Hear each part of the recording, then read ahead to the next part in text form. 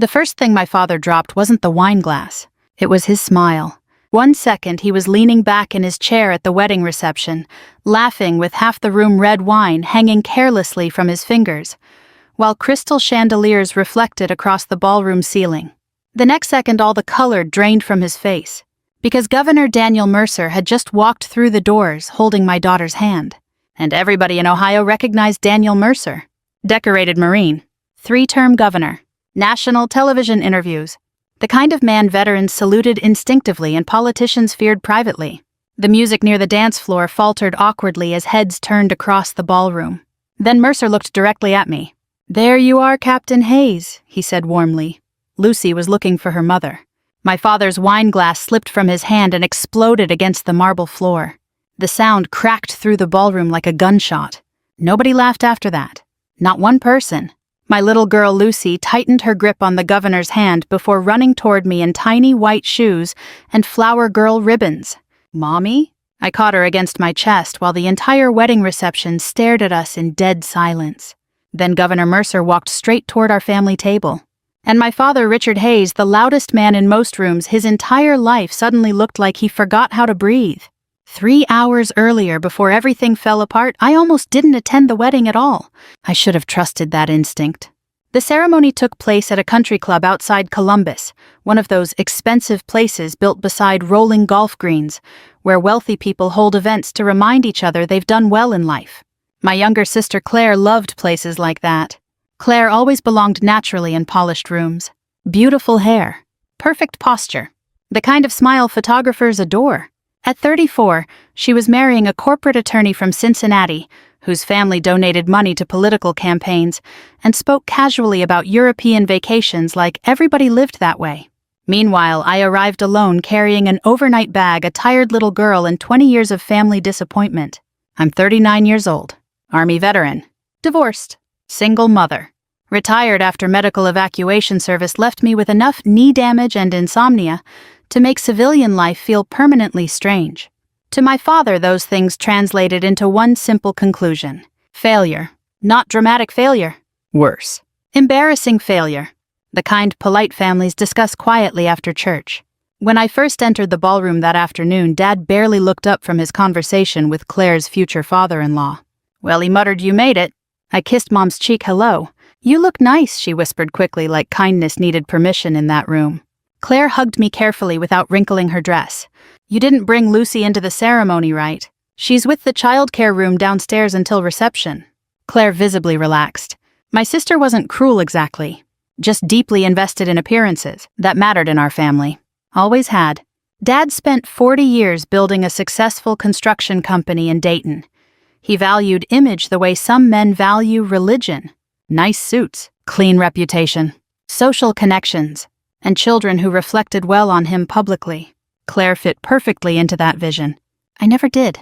Even as a kid, I was quieter than the rest of them. More comfortable beside Grandpa Walter in his garage listening to old Vietnam stories than attending country club dinners with Dad's business friends. After 9/11, while Claire planned sorority rush events at Ohio State, I enlisted in the Army. Dad reacted like I'd announced plans to disappear into a circus. "You're too smart for military life," he snapped back then. "That's where people go when they run out of better options." Grandpa Walter nearly punched him for saying it. I still remember that kitchen silence afterward. Old veterans understand certain insults differently than civilians do. But Dad never apologized. And over the years, every deployment widened the distance between us. I missed birthdays, Christmases, anniversaries. Then my marriage collapsed during my 3rd overseas rotation. My husband finally admitted he was tired of living around Army schedules, emergency calls, and emotional exhaustion he didn't understand anymore. By 36, I came home permanently retired with joint pain panic attacks during thunderstorms and a 3-year-old daughter depending entirely on me. Dad looked at my life and saw wasted potential. Claire's life looked prettier in photographs. That mattered to him. So by the time the wedding reception began, I already knew my role. Quiet sister, former soldier, family cautionary tale. The humiliation happened halfway through dinner. Dad had been drinking steadily since cocktail hour while entertaining guests at our table. Stories. Politics. Golf talk. The louder he got, the more reckless his mouth became. Then one of Claire's new in-laws asked politely what I did before retirement. Dad laughed before I could answer. "Oh, Rebecca." He waved dismissively with his wine glass. "She's just a pathetic veteran." A few uncomfortable chuckles moved around the table. Dad kept going. "Spent years in uniform, came home divorced, busted up knees, no real career." He smirked. "Now she's raising a kid alone and living off army stories." People laughed harder this time. Not cruel laughter, exactly. Worse. Social laughter. The kind people use when they don't want dinner becoming uncomfortable. I felt my face burn hot instantly. But army training teaches emotional control better than most therapy programs. So I sat there quietly, folding my napkin smaller and smaller beneath the table, while my father publicly dismantled my life in front of strangers. Mom stared at her plate. Claire pretended not to hear it. And suddenly I was 23 again, standing in airport terminals alone after deployments, wondering why coming home always felt lonelier than leaving. Then everything changed. The ballroom doors opened. At first nobody reacted. Then whispers started. "Oh my God. Is that Governor Mercer?" People turned in waves. Even the band stopped playing. And through those massive ballroom doors walked Daniel Mercer himself, wearing a dark overcoat, holding my daughter Lucy gently by the hand. The governor scanned the room once before spotting me immediately. Then he smiled. Not political smiling. Real recognition. Real warmth. And he walked directly toward our table. Lucy pointed excitedly. "There's Mommy." Governor Mercer stopped beside me while stunned silence swallowed the room whole. "There you are, Captain Hayes," he said calmly. "Your daughter was worried when she couldn't find you." Nobody at that table moved. Nobody breathed. Dad's shattered wine glass glittered across the marble floor beside his chair. Then Governor Mercer looked around slowly at the wedding guests, still staring in disbelief. And finally he asked the question that changed my family forever. "Mind if I sit with the people who raised America's bravest rescue officer?" Nobody answered Governor Mercer immediately. The ballroom had gone so quiet I could hear silverware clinking somewhere near the kitchen doors. My father still stood frozen beside the shattered wine glass, while half the wedding guests stared between him and me like they'd accidentally walked into the wrong story. Then Governor Mercer smiled politely toward the nearest waiter. "Careful there," he said, nodding toward the broken crystal on the floor. "Wouldn't want anybody getting hurt." Only then did people begin moving again. The spell cracked. Soft whispers spread through the ballroom. "Oh my Lord. That's actually him. How does he know Rebecca?" My daughter Lucy climbed into my lap while I tried to steady my breathing. Because here's the truth, nobody tells you about humiliation. Sometimes the pain doesn't hit hardest when strangers mock you. Sometimes it hits hardest when the people who are supposed to protect you stay silent while it happens. Mom still couldn't look directly at me. Claire looked furious not at Dad but at the attention shifting away from her wedding. And my father, he suddenly seemed desperate to rewrite the last 5 minutes of his life. "Well, Governor Mercer," he stammered awkwardly, forcing a laugh, "what an honor this is." Mercer nodded politely but didn't take the bait. "I'm here for Captain Hayes." That sentence landed like another dropped glass. Captain Hayes, not Rebecca. Not Becca, not your daughter. The governor of Ohio had just identified me by military rank in front of everyone who spent years treating my service like an embarrassing phase. Dad pulled out a chair immediately. "Please sit down." Mercer thanked him and took the seat directly beside me while Lucy rested her head sleepily against my shoulder. He looked toward her warmly. "You found your mother after all." Lucy nodded seriously. "I got lost." Mercer smiled. "Happens to the best of us." Then he glanced toward me. "You okay?" Simple question. Quiet question. But it nearly broke me right there at the reception table because he asked it like somebody who genuinely cared about the answer. I gave a small nod. "I'm fine." Mercer studied my face for a second longer like he knew better. Then he turned calmly toward the rest of the table. "I apologize for arriving uninvited," he said. But when I heard Captain Hayes planned to leave quietly before the reception ended, I decided to interfere. Nobody knew how to respond to that. Claire finally forced a smile. "Well, we're honored you came, Governor." Mercer nodded courteously. "Beautiful wedding." But his attention kept drifting back toward me and Lucy. That didn't go unnoticed. One of Claire's new in-laws leaned forward carefully. "How exactly do you know Rebecca?" The entire table went still again. Dad tried smiling through visible panic. "Oh, I'm sure it's just some army connection." "It's not," Mercer interrupted gently. That shut my father up immediately. Mercer folded his hands together on the table.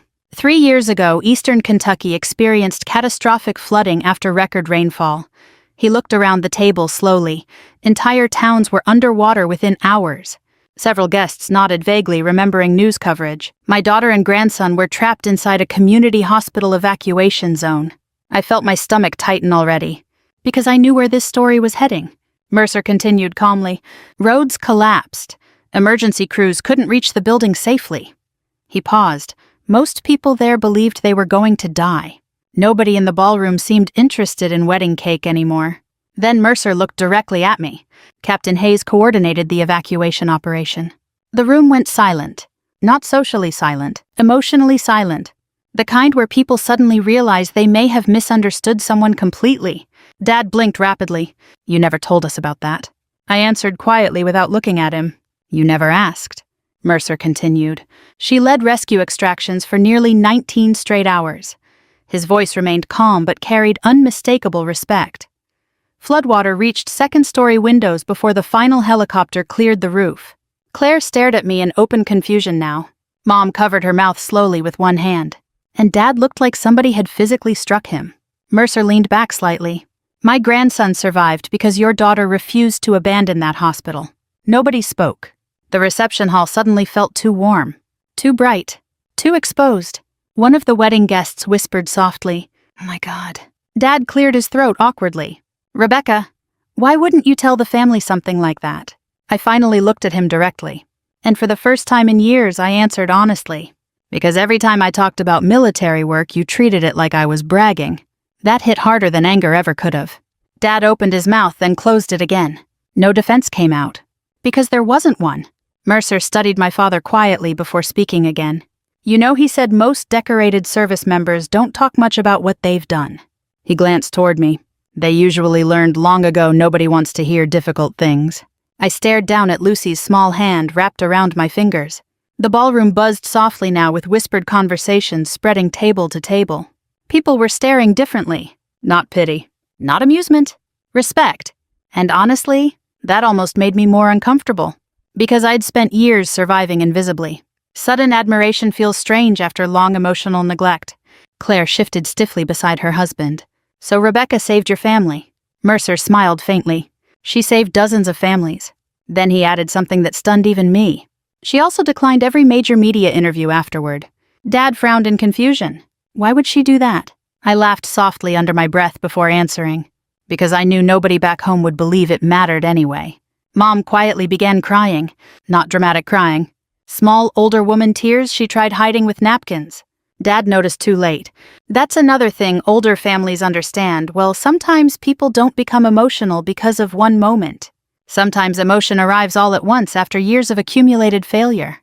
Mercer reached into his coat pocket and removed a folded newspaper clipping. He handed it carefully toward my father. Dad unfolded it slowly. I recognized the photograph instantly. Me standing knee-deep in floodwater beside a rescue helicopter soaked to the bone carrying an elderly woman wrapped in thermal blankets. I hated that picture. Mercer's voice softened. My office wanted to honor her publicly afterward. He looked toward Dad. She asked us not to. Dad stared at the photo with trembling hands. Why? This time Mercer didn't answer. I did. Because I was tired of trying to prove my life mattered to people who already made up their minds about me. The silence afterward felt endless. Even the ballroom staff seemed quieter now. Finally, Mercer leaned closer toward my father. Not aggressive, not cruel, just painfully sincere. "Sir," he said softly, "your daughter spent years becoming the kind of American most people only pretend to be." Dad's eyes filled instantly, and sitting there watching the strongest man I knew suddenly look small in front of the entire wedding reception, I realized something unexpected. For the first time in my life, my father wasn't embarrassed of me. He was embarrassed of himself. The reception never truly recovered after that. People tried. The band started playing again 20 minutes later, soft jazz drifting awkwardly through the ballroom, while waiters resumed carrying trays of champagne and tiny crab cakes. But the mood had changed completely. Before Governor Mercer arrived, I was the embarrassing veteran sister tucked quietly beside the family centerpiece. Afterward, people kept approaching our table with careful smiles and curious eyes. "Thank you for your service." I had no idea. My son was Army too. That's how Americans over a certain age talk when shame and admiration mix together. quietly, respectfully, like they're trying to fix something without admitting it directly. I smiled politely through most of it, while Lucy eventually fell asleep curled against my shoulder. Governor Mercer stayed nearly an hour, long enough to completely dismantle the version of me my family had spent years constructing. At one point, Claire finally pulled me aside near the restroom hallway. Her wedding dress rustled sharply as she crossed her arms. "Did you know he was coming?" Straight to accusation. Classic Claire. Number. "You honestly expect me to believe that—" I stared at my sister for several seconds before answering. "Claire, I spent 20 years trying not to attract attention in this family. Why would I suddenly orchestrate something like this?" She looked away first, because deep down she knew I was right. Claire grew up in a different emotional climate than I did. Dad praised her constantly. Her piano recitals, cheerleading trophies, beauty pageants when she was younger. Everything Claire did became family conversation. Everything I did became background noise. And over time, favoritism becomes invisible to the people benefiting from it. Claire softened slightly. "Well, tonight was supposed to be about my wedding." There it was. The real fear, not embarrassment. Competition. I sighed quietly. I never wanted this to happen here. She studied me carefully then. And for the first time in years, I think my sister actually saw how tired I looked. Not physically tired. Soul tired. The kind veterans carry after too many years surviving emotionally disconnected lives. Claire lowered her voice. "Did things overseas really get that bad?" I almost laughed at the question. Not because it was cruel, because civilians never know how to ask about war. They ask carefully like pain might explode if handled incorrectly. Sometimes they're right. I leaned against the hallway wall while soft wedding music echoed from the ballroom. "There are things you don't come back from completely," I answered honestly. Claire swallowed hard. Then she surprised me. "I used to think Dad was hardest on you because you were stronger." I looked at her sharply. "What?" She stared toward the ballroom doors. "He expected me to need protecting." Her voice softened. "But he expected you to survive everything." That sentence followed me the rest of the night, because it felt painfully true. Back at the reception table, Governor Mercer was speaking quietly with my mother. Mom looked overwhelmed. Not by politics, by guilt. Years of it. When she saw me approaching, she stood immediately. "Rebecca, can we talk tomorrow before you leave?" There was desperation in her voice now. Fear, too. Like she suddenly realized how much of my life happened outside the boundaries of family attention. I nodded gently. "Okay." Mom touched my arm softly. "You really saved people during that flood?" I almost smiled sadly. "Mom, I spent 15 years evacuating wounded soldiers and civilians." Her eyes filled again. I don't know why I never asked more questions. Neither did I. Governor Mercer stood once I returned to the table. I should let this family breathe now. Dad stood immediately too. "No, please." Mercer shook his head kindly. "Your daughters carried enough attention for one evening." Then he looked directly at my father. "Richard, may I say something before I leave?" Dad nodded stiffly. Mercer adjusted his coat slowly. "When veterans stop talking about what they survived," he said quietly, "families often mistake silence for lack of accomplishment." Nobody interrupted. Mercer's eyes shifted briefly toward me. "But silence usually means the memories cost too much to explain." Dad lowered his gaze instantly, because suddenly the whole room understood something important. My quietness had never been weakness. It had been weight. Mercer shook my father's hand politely, then mine. But before leaving, he bent slightly beside Lucy, still asleep against my shoulder. "Your mama's a hero," he whispered softly. I felt tears threaten immediately. Not because of the word hero. I've never liked that word much. Too dramatic. Too simple. But because he said it so naturally to my daughter. Like Lucy should grow up knowing her mother mattered. Mercer finally left through the ballroom doors and conversation slowly returned afterward. But differently now. People watched me carefully. Respectfully.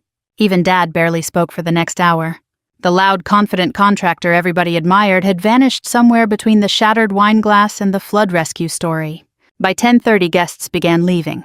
Claire and her husband departed through sparklers and applause, while I slipped quietly toward the coat room carrying Lucy wrapped in a blanket. I almost made it outside unnoticed. Then Dad's voice stopped me. "Rebecca." I turned slowly. He stood alone near the lobby fireplace, looking older than I'd ever seen him. Not physically. Emotionally. Like somebody had forced him to rewatch 30 years of parenting in a single evening. Snow fell softly beyond the glass entrance doors behind him. For a moment neither of us spoke. Then Dad rubbed one hand over his face and exhaled shakily. I didn't know. I stared at him quietly. And here's the difficult thing about late apologies. Sometimes they're sincere, but still painfully incomplete. What exactly didn't you know? I asked softly. Dad looked stunned by the question, like he genuinely never considered how broad the damage might be. Finally he answered, that your life turned out? He struggled for words. Important. Important. Not meaningful. Not honorable. Important. I almost smiled from exhaustion. My life was always important, I answered quietly. You just valued different things. That hit him hard. Hard enough his eyes reddened immediately. I thought I pushed you because I wanted you stronger. I shifted Lucy higher against my shoulder. No, Dad. My voice stayed calm. You pushed me because you thought I embarrassed you. The silence afterward stretched painfully long. And for the first time in my entire life, my father didn't argue back. Because somewhere deep down he finally understood it was true. I barely slept that night. Lucy and I stayed at a small Hampton Inn 20 minutes outside Columbus, the kind built beside highways where the heating system hums constantly, and every room smells faintly like old coffee and carpet cleaner. Lucy slept peacefully across the other bed, surrounded by stuffed animals and wedding candy she'd smuggled into my overnight bag. Children recover from emotional tension faster than adults. At 3 years old, she thought the wedding had been exciting.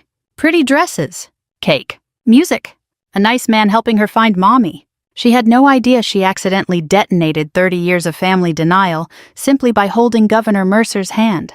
Around 4 in the morning, I gave up trying to sleep and sat beside the window watching snow fall across the empty parking lot. That's the thing about military life. Even after retirement, your body never fully forgets vigilance. You learn how to sleep lightly, how to listen constantly, how to live prepared for interruption. War changes ordinary silence forever, and civilian families rarely understand that. By sunrise, my knees already ached from weather pressure rolling through Ohio. Old Army injuries always predict snow better than meteorologists. Lucy woke cheerful around 7:30 asking for waffles. Children also don't understand emotional collapse. Thank God for that. While she watched cartoons and drowned waffles and syrup downstairs at the hotel breakfast area, my phone buzzed twice. One missed call from Mom. One text from Dad. Can we talk before you leave town? No apology. No explanation. Just those 8 words. I stared at the screen a long time before answering. Finally, I texted, we can meet after lunch. Almost immediately, Dad replied, thank you. That bothered me more than anger would have, because my father never thanked me for emotional space before. Back when I was younger, conversations happened on his terms, his timing, his comfort level. But humiliation changes people, especially public humiliation. By noon, snow covered most of Columbus in gray winter slush. I drove Lucy to a small diner outside Dayton that Grandpa Walter used to love when I was a kid. Maple Street Grill. Red vinyl booths. Bad coffee. Waitresses who still called everyone hon. Grandpa brought me there after Little League games because he hated country clubs and loved pie. Dad arrived alone 10 minutes later wearing the same suit from the wedding under a heavy winter coat. He looked terrible. Not drunk. Worse, sober and reflective. That kind of exhaustion hits older men differently. Like regret physically weighs something. Lucy waved happily when she saw him. Grandpa? Dad's entire face softened instantly. He hugged her carefully before sitting across from me. For a few minutes, conversation stayed safely focused on Lucy. School. Cartoons. Chocolate milk. Then the waitress took our orders, and silence settled over the booth. Dad folded his hands together slowly. I owe you an apology. There it was. The sentence I imagined hearing most of my adult life, and somehow it still didn't feel satisfying. Because older wounds don't disappear the moment somebody acknowledges them. I embarrassed you publicly, Dad continued quietly, and I was wrong. I nodded once. Yes. He flinched slightly at how quickly I answered, probably because part of him still hoped I'd soften things for his comfort. That used to be my role in this family. Emotional shock absorber. Not anymore. Dad stared out the diner window for several seconds before speaking again. When Governor Mercer started talking last night, he shook his head slowly. I realized I don't actually know what your life's been. I stirred cream into my coffee quietly. You knew the parts you wanted to know. That landed hard. Dad sighed heavily. You really think I cared that little? I looked at him carefully then. And for the first time in years, I decided complete honesty mattered more than peacekeeping. Yes, I answered softly, I do. The diner noise faded around us. Coffee cups clinking. Country music playing low near the kitchen. Snowplows groaning somewhere outside. Dad rubbed his jaw slowly. I thought giving you space meant respecting your independence. No, I said calmly. You gave Claire attention. You gave me distance. He looked down immediately because he knew exactly what I meant. Claire received encouragement, involvement, pride, emotional investment. I received assumptions, criticism, and silence mistaken for toughness. Dad swallowed hard. I honestly believed you didn't need much from us. That nearly made me laugh. Not because it was funny, because it's one of the saddest parenting mistakes in America. The quiet child becomes invisible simply because they aren't demanding attention loudly enough. I needed exactly what Claire needed, I said softly. You just decided she deserved it more. Dad's eyes reddened instantly. Before he could answer, Lucy suddenly interrupted from beside me. Mommy cries in her sleep sometimes. The world stopped. Dad looked at her sharply. Lucy kept coloring on her kid's menu innocently. She says names too. Lucy looked up thoughtfully. Sometimes she says, "Don't leave him there." My chest tightened painfully. Combat memories. Nightmares. Things I worked very hard to hide from my daughter. Dad stared at me in stunned silence. You still have nightmares? I looked away toward the snowy parking lot. Sometimes. How bad? I laughed quietly under my breath. Dad, I spent years loading 19-year-old soldiers into helicopters missing limbs.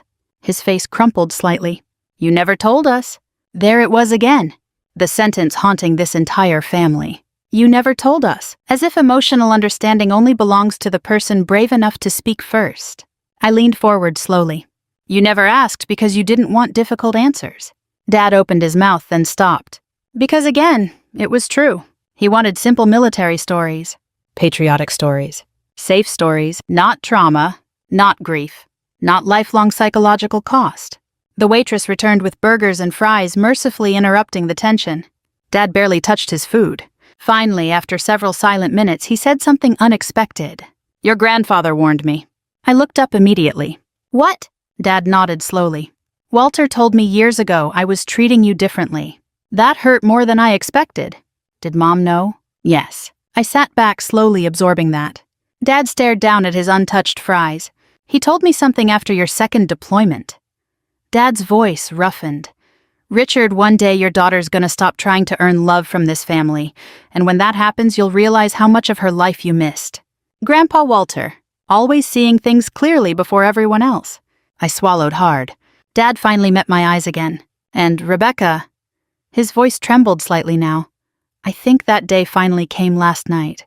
After lunch, Dad followed me outside into the diner parking lot, while Lucy stayed inside choosing candy from the old machine near the register. Snow crunched beneath our shoes, cold wind rolled across the empty road, and for a moment we stood there beside my SUV like two strangers trying to figure out whether rebuilding something broken was even possible at our age. Dad shoved both hands into his coat pockets. When's the last time you were happy? The question caught me off guard. Not because it was complicated, because my father had never asked me anything emotional before. I stared across the snow-covered fields beyond the highway. I don't know. Dad nodded slowly like that answer hurt him. When your grandfather came home from Vietnam, he said quietly he barely talked for almost 2 years. I looked at him carefully. Dad rarely discussed Grandpa Walter's service. He used to sit in the garage at night pretending to fix things. Dad gave a faint, sad smile. Most of the time he was just sitting there listening to baseball games on the radio. The cold air smelled like gasoline and wet asphalt. He ever talked to you about the war, I asked. Dad shook his head. Not really, then he added softly, but your grandmother said he screamed in his sleep sometimes. That didn't surprise me. Trauma travels through generations more quietly than people realize, especially in military families. Dad exhaled slowly. I think maybe I spent my whole life trying not to become him. What do you mean? He came home sad. Dad's eyes stayed fixed on the road, and I decided early that sadness made men weak. That explained almost everything. Why emotional conversations disappeared in our house. Why praise always sounded uncomfortable coming from him. Why vulnerability immediately turned into criticism. Dad spent 40 years treating softness like danger, and somewhere along the way I became collateral damage. He rubbed snow from the hood of my SUV absently. When you joined the army, I was terrified. I blinked in surprise. You were angry. I was both. He looked at me directly now. I knew what military life did to your grandfather, then suddenly my daughter volunteers for it after 9/11. He shook his head. I thought I was losing you. That complicated something inside me. Because pain becomes confusing when you finally discover fear hiding underneath cruelty. Dad continued quietly. But every time you came home, you looked... He searched for the word, older. I almost laughed softly. War ages people unevenly. Not always physically, emotionally. You come home carrying images civilians never had to make room for inside their heads. Dead teenagers. Mothers screaming inside evacuation zones. Friends pretending they're fine while slowly collapsing psychologically. You learn how fragile ordinary life really is. And after enough years, regular conversations start feeling strangely small. Dad leaned against the SUV door. I didn't know how to talk to you anymore. There it was. The sentence sitting underneath our entire relationship. Not hatred. Not disappointment. Fear mixed with emotional incompetence. Older American men were raised inside emotional silence so deep they often mistook distance for stability. Dad suddenly looked exhausted again. Governor Mercer called me this morning. I frowned immediately. He did what? He wanted to make sure you were okay after the wedding. That irritated me and touched me at the same time. What else did he say? Dad swallowed hard. He told me I should look up the Kentucky rescue reports. I went still. Because those reports weren't easy reading. Dad continued quietly. So I did. I already knew where this was going. The official reports included casualty projections, civilian fatalities, weather conditions, helicopter risk assessments, and body recovery estimates if the hospital evacuation failed.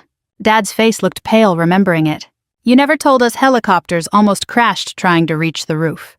I shrugged faintly. Didn't seem useful. Dad stared at me like he didn't recognize the person standing in front of him anymore.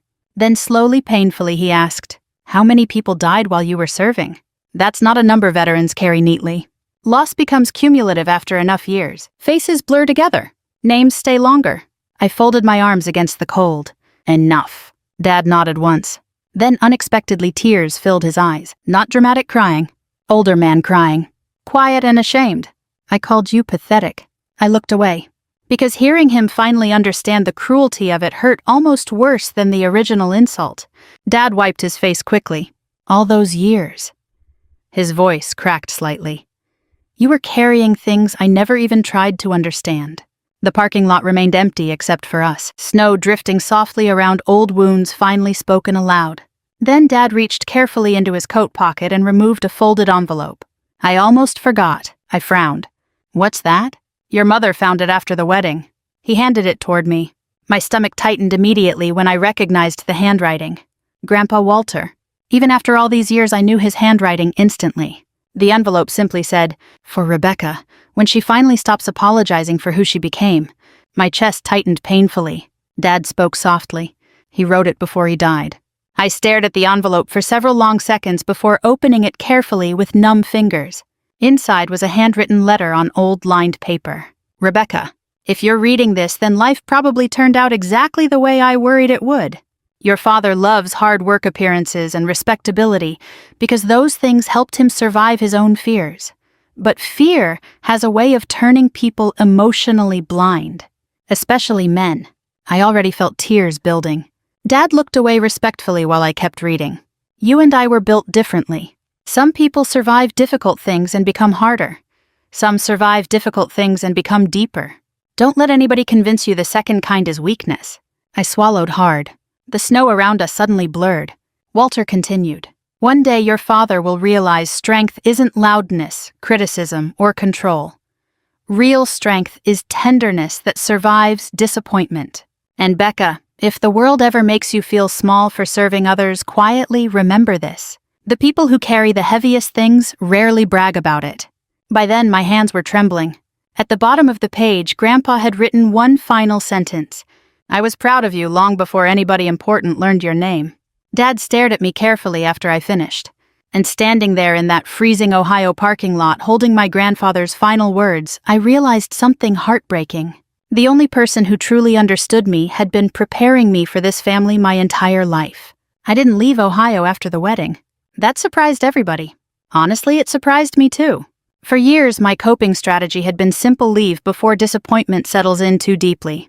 Leave the family gathering. Leave the awkward conversation. Leave before emotional neglect hardens into humiliation. Military life makes leaving easy. You learn how to detach quickly because attachment becomes dangerous when deployments keep tearing life apart every few years. But Grandpa Walter's letter stayed in my coat pocket like unfinished business. And for the first time in a very long while, my father seemed genuinely afraid of losing me completely. So Lucy and I stayed another 3 days. Mom invited us to the house for Sunday dinner. The same house where I grew up. The same dining room where Dad once told 15-year-old me, "You'd be prettier if you smiled more." The same kitchen where he laughed after I enlisted and said, "Well, at least one kid's guaranteed not to become high maintenance." Funny how families remember different versions of history. When I arrived Sunday afternoon, Mom had cooked too much food the way anxious mothers always do when emotions overwhelm them. Pot roast, mashed potatoes, biscuits, cherry pie cooling near the window. Claire was already there wearing expensive cream-colored sweaters that somehow survived spaghetti sauce and motherhood untouched. Her husband Evan sat quietly helping Lucy color at the table. Claire looked uncomfortable when I entered. Not hostile anymore, just uncertain. That was new. Dad stood near the kitchen counter holding a bowl of salad like he wasn't entirely sure what to do with his own hands. "Hey," he said softly. "Hey." No tension exploded. No dramatic speeches. Just older people slowly realizing relationships don't repair themselves overnight. That's more realistic anyway. Most families heal awkwardly. Dinner started cautiously. Safe topics. Weather. Traffic. Lucy's preschool obsession with dinosaurs. Then, halfway through dessert, Claire finally broke the emotional stalemate. I looked up the Kentucky flood rescue. The room quieted immediately. I kept my eyes on my coffee. Claire swallowed awkwardly. "They said you went back onto the roof after the evacuation order ended." Dad stared at me sharply. "You never told me that part." "There wasn't much to tell." Claire frowned. The report said another helicopter pilot refused because visibility collapsed. I shrugged faintly. One patient was still trapped upstairs. Dad looked genuinely horrified now. "You could have died." That sentence always sounds strange coming from civilians. Because veterans stop measuring danger emotionally after enough exposure. Risk becomes procedural, mission-focused, ordinary. I stirred sugar slowly into my coffee. A lot of people could have died. Dad leaned back heavily in his chair. "You had a daughter already." That one landed differently. Because he wasn't criticizing. He was imagining loss. I looked toward Lucy laughing beside Evan over crayons and dinosaur stickers. "Yes," I answered quietly. "That's why I went back." Nobody spoke after that. Sometimes civilians assume courage comes from fearlessness. Usually it comes from responsibility instead. Claire stared at me carefully. "I don't understand how you carried all this without talking about it." I almost smiled sadly. "You grew up in the same house I did." That shut the table quiet again. Dad rubbed his forehead slowly. Then, unexpectedly, Claire spoke again. "You know what's weird?" She looked embarrassed admitting it. "I used to be jealous of you." I blinked. "What?" Claire laughed softly without humor. "You got freedom I never had." I honestly didn't know how to process that sentence. Claire continued carefully. "Dad expected me to stay polished all the time." She looked down at her coffee. Perfect daughter, perfect wife, perfect social life. Mom shifted uncomfortably because she knew it was true. Claire sighed. "You were allowed to leave." That hit harder than I expected. Because all my life I thought Claire received all the love while I inherited all the distance. But favoritism damages children differently depending on which role they're assigned. Golden children become trapped too. Dad suddenly looked exhausted again. "I failed both of you in different ways." Nobody argued. Because healing starts when people stop defending themselves against obvious truth. Then the doorbell rang. Dad frowned. "Who's that?" Mom stood carefully, probably Harold. A strange warmth moved through me instantly. Harold Bennett had served with Grandpa Walter in Vietnam. He was 81 now and still wore old flannel jackets that smelled faintly like motor oil and pipe tobacco. When Mom opened the door, Harold stepped inside carrying a cardboard box under one arm. Well, he grumbled warmly, spotting me, "There's my favorite soldier." I hugged him harder than expected. Harold squeezed my shoulder gently. "Your grandfather would have loved this mess." Dad gave a tired laugh from the table. "That obvious?" Frank emotional disasters are obvious from the driveway in this family. Even Dad smiled at that. Harold set the cardboard box carefully onto the dining table. "What's this?" I asked. "Walter's old things." I frowned in surprise. I thought Grandma threw most of it away. "She kept more than you think." Harold looked toward Dad briefly. "Told me to give this to Rebecca when the timing finally made sense." Inside the box were faded military photographs, service medals, handwritten journals, old newspaper clippings, and cassette tapes labeled with dates from the 70s. I carefully picked up one folded clipping. My throat tightened immediately. It was a newspaper article about my promotion to captain 15 years earlier. Dad stared at it in shock. "You kept that." Harold chuckled softly. "Walter bought 6 copies. I suddenly couldn't breathe quite right, because nobody in my family even attended that promotion ceremony. I'd stood alone afterward eating dry sheet cake beside officers who received congratulatory hugs from proud parents and spouses. Meanwhile, Grandpa Walter secretly bought 6 newspaper copies. Harold reached into the box again. Then he handed Dad something carefully. Another clipping. This one from my retirement ceremony. Dad unfolded it slowly, and I watched his face collapse. Because taped neatly inside was one of Grandpa Walter's handwritten notes. "Frank, if you cannot see honor in your daughter's life, the problem is not her life." Nobody moved. Dad stared at the note like it physically wounded him. Harold sat quietly at the table. "Walter worried about Rebecca," he said softly. "Not because she was weak, because she spent too many years trying to earn love from people who should have given it freely." Dad covered his mouth with one trembling hand. And for the first time in my life, I saw my father cry without trying to hide it immediately. 2 weeks later, Governor Mercer invited me to the Ohio Veterans Leadership Ceremony in Columbus. I almost declined. Old habits. Veterans like me learn to avoid attention whenever possible. Recognition feels dangerous after enough years spent surviving quietly. But Harold convinced me to go. "Your grandfather spent his whole life watching good people disappear into silence," he told me over the phone. "Don't make his mistake, too." So, on a cold Thursday evening in February, I drove downtown wearing my old dark blue army dress uniform for the first time in nearly 3 years. Lucy sat in the back seat humming to herself while snow flurries drifted across the windshield. "You look pretty mommy," she said. I smiled softly. "Thank you, Bug." Truthfully, the uniform still complicated me emotionally. Part of me missed what it represented: purpose, discipline, clarity. Another part remembered exactly what it cost. The ceremony took place inside the Ohio State House Rotunda. Nothing flashy. Mostly older veterans, emergency responders, military families, and state officials gathered beneath marble columns and warm yellow lighting. Real Americans, the kind who clap politely and mean it. Dad arrived with Mom 10 minutes after us. He wore his best gray suit. Not the expensive, confident version of himself from Claire's wedding. This version looked humbler somehow. More careful. When he saw me in uniform, he stopped walking for a second. And I understood why. For years, Dad mostly associated my military service with absence, missed holidays, strained conversations, divorce, distance. But standing there inside that marble building surrounded by veterans who immediately recognized my insignia and greeted me respectfully, I think he finally saw the life I actually lived instead of the one he imagined. An older Navy veteran shook my hand firmly near the entrance. "Captain Hayes," he said warmly, "heard about Kentucky. Hell of an operation." "Thank you, sir." Another woman approached moments later wearing firefighter dress blues. "My brother was evacuated from that hospital." Her eyes softened. "He talks about you all the time." Dad overheard every word. And slowly throughout the evening, something inside him kept unraveling. People kept stopping me. Not celebrity treatment. Not hero worship. Something quieter. Professional respect. Earned respect. The kind built slowly through years of difficult work nobody sees publicly. Dad stood beside Mom watching it happen like he'd accidentally discovered an entirely different daughter hidden beneath the one he spent years criticizing. At one point, an older Marine colonel approached Dad directly. "You Rebecca's father?" Dad nodded carefully. The colonel smiled. "You raised one hell of an officer." Dad looked stunned. And for the first time in my life, I watched praise about me land inside him without resistance. Governor Mercer arrived shortly before the ceremony started. The room shifted subtly when he entered. Not fear exactly.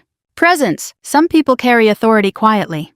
Mercer crossed the rotunda greeting veterans by first name before spotting Lucy near the refreshment table. "Well, there's my favorite navigator," he said warmly. Lucy giggled immediately. Dad watched that interaction carefully, still trying to understand how deeply connected Mercer already felt to our lives. The governor eventually joined us near the seating area. He shook Dad's hand politely. "Richard." "Governor." Mercer glanced toward me in uniform.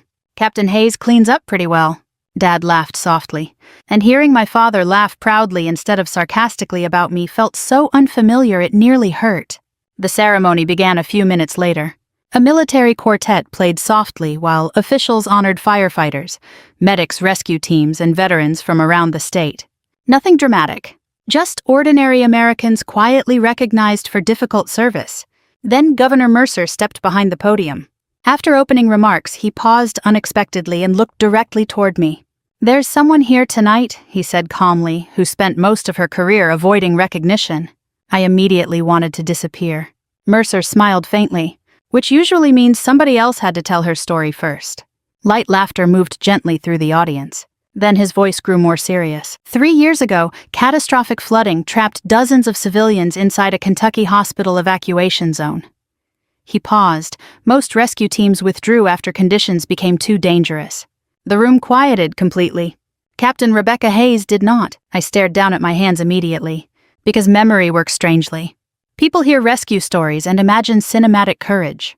I remember screaming wind, cold water, fuel smell, and terrified civilians trying not to drown. Mercer continued.